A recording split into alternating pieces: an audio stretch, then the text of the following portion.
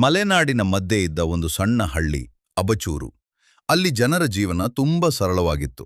ಹೊಲ, ಮಳೆ, ಜಾನುವಾರು ಇದೇ ಅವರ ದಿನನಿತ್ಯದ ಬದುಕು. ಹಳ್ಳಿಯ ಜನರಿಗೆ ಹೊರಗಿನ ಜಗತ್ತಿನ ಬಗ್ಗೆ ಹೆಚ್ಚು ತಿಳಿದಿರಲಿಲ್ಲ. ಪತ್ರ ಬರೆಯುವುದು, ಓದುವುದು ಇವೆಲ್ಲ ಅವರ ಜೀವನದಲ್ಲಿ ದೊಡ್ಡ ವಿಷಯಗಳೇ ಅಲ್ಲ. ಒಂದು ದಿನ ಹಳ್ಳಿಗೆ ಸುದ್ದಿ ಬಂತು. ಅಬಚೂರಿನಲ್ಲಿ ಪೋಸ್ಟ್ ಆಫೀಸ್ ತೆರೆಯಲಾಗುತ್ತಿದೆ. ಜನರೆಲ್ಲ ಆಶ್ಚರ್ಯಪಟ್ರು. ಪೋಸ್ಟ್ ಆಫೀಸ್ ಅಂದ್ರೆ ಏನು? ಅದು ಯಾಕೆ ಬೇಕು? ಕೆಲವರು ಮಾತ್ರ ತುಂಬಾ ಖುಷಿಪಟ್ರು.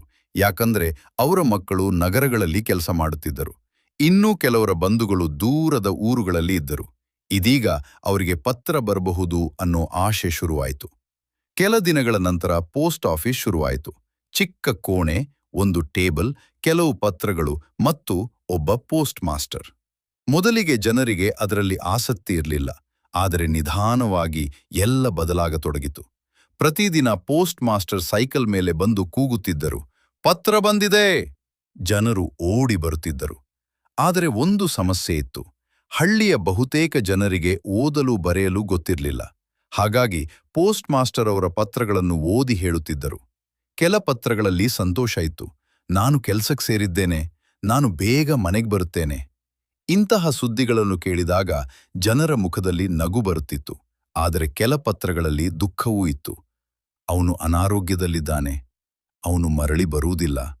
ಇಂತಹ ಸುದ್ದಿಗಳನ್ನು ಕೇಳಿದಾಗ ಇಡೀ ಹಳ್ಳಿ ಮೌನವನವಾಗುತ್ತಿತ್ತು. ಒಂದು ದಿನ ವಿಚಿತ್ರ ಘಟನೆ ನಡೆಯಿತು.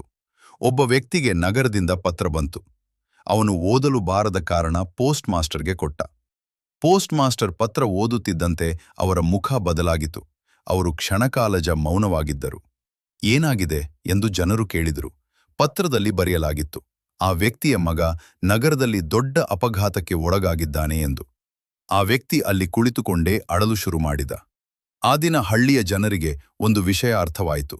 ಪತ್ರ ಕೇವಲ ಕಾಗದ ಅಲ್ಲ, ಅದು ಮನುಷ್ಯರ ಭಾವನೆಗಳನ್ನು ಹೊತ್ತು ತರುವ ಸೇತುವೆ. ದಿನಗಳು ಕಳೆಯುತ್ತಾ ಹೋದವು. ಇದೀಗ ಜನರು ಪೋಸ್ಟ್ ಆಫೀಸ್ಗೆ ಕಾಯಲು ಶುರು ಮಾಡಿದರು. ಯಾರಿಗಾದರೂ ಪತ್ರ ಬಂದರೆ ಇಡೀ ಹಳ್ಳಿ ಅದರ ಬಗ್ಗೆ ಮಾತನಾಡುತ್ತಿತ್ತು.